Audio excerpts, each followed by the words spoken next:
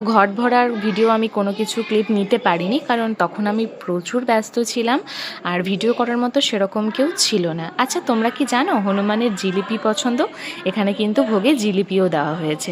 আমি জানতাম না, আজ আমি প্রথম জানলাম, কারণ এই 3 বছরের ভোগে আমি জিলিপি দেখেছি কি না সেটা আমার মনেও পড়ছে না। আমি আজ হঠাৎ মাকে জিজ্ঞাসা করছি, মা 3 বছরের পুজোতে তুমি জিলিপি দিয়েছো? মা বলেছে হ্যাঁ দিয়েছি, তুই দেখিসনি। তো যাই হোক, আজকের এবছর প্রথমটা আমি আজকেই দেখলাম জিলিপি দিয়েছে। যাই হোক, তো এখানে আমার মা আর মামিমা, আমার দিদুন সবাই ভোগের আয়োজন করছে। ভোগে হবে হচ্ছে খিচুড়ি, আর ঠাকুরকে যেটা নিবেদন করা হবে, আর সবাই যেটা খাবে সেটা হচ্ছে লুচি, আলুর দম, আর বোঁদে, আর মিষ্টি। এই 4টেই আইটেম করা হয়েছে, যেগুলো মানুষকে প্রসাদ হিসাবে দেওয়া হবে, বা যারা আমাদের বাড়িতে আসবেন আজকে ঠাকুর দেখতে বা পুজো দিতে, তাদের সকলকেই দেওয়া হবে প্রসাদ হিসাবে। তুমি ঘুমু কাটতো, সরি টিকো, আজকে একটুখানি বেঁধে রাখতে হয়েছে তোমাকে পুজোর জন্য।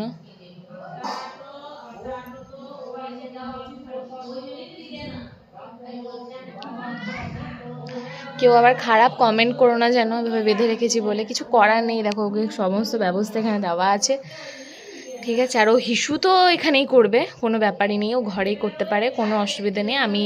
আমরা সবাই মিলে পরিষ্কার করে নিই, ওটা কোনো ব্যাপার না। তাহলে আর পেট প্যারেন্টস হলাম কি করে, তাই না?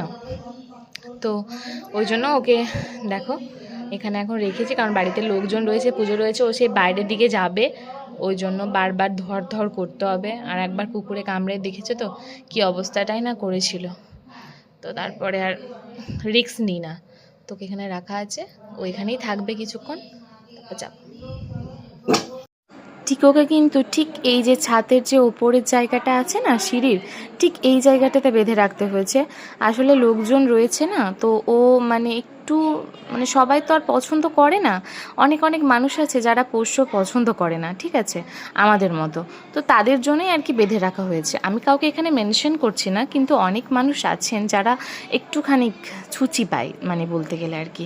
তো সেই জন্যই আর কি ওকে বেঁধে রেখেছিলাম। যা হোক, ও সকাল থেকে একটু বিকেল পর্যন্ত একটু কষ্ট করেছে, বাট কিছু করার নেই, একটা দিনের ব্যাপার। ওই জন্যই কিন্তু ওকে ওভাবে বেঁধে রেখেছিলাম। বাট ওকে কিন্তু সবসময় প্যাম্পার করা হয়েছে, সবসময় যাওয়া হয়েছে ওর কাছে। আমি তো গেছি, ওকে ছাড়া আমি একদমই থাকতে পারি না, ওর কাছে সব সময় গেছি, সব সময় ছিলাম। আর এ দেখো, এদিকে কিন্তু যজ্ঞটাও স্টার্ট হয়ে গেছে।